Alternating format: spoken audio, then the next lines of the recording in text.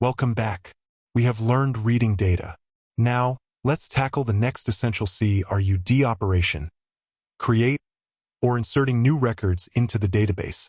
We will learn how to safely pass Python variables into our SQL query. 1. Defining the insert query with placeholders. The SQL command for insertion is insert into.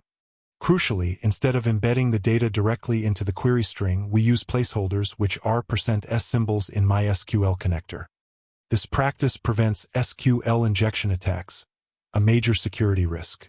We define the actual values for the new user as a Python tuple, new_user_data. 2.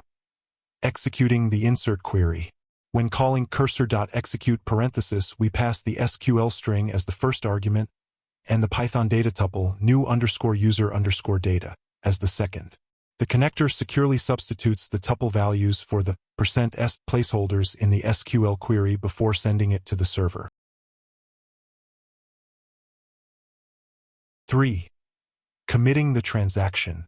This is the most critical step for any write operation.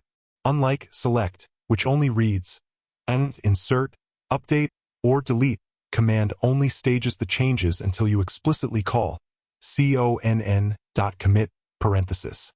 The commit makes the changes permanent in the database.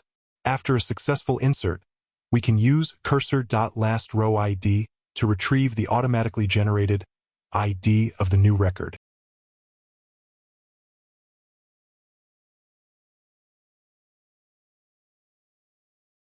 To summarize, you can now add new data securely.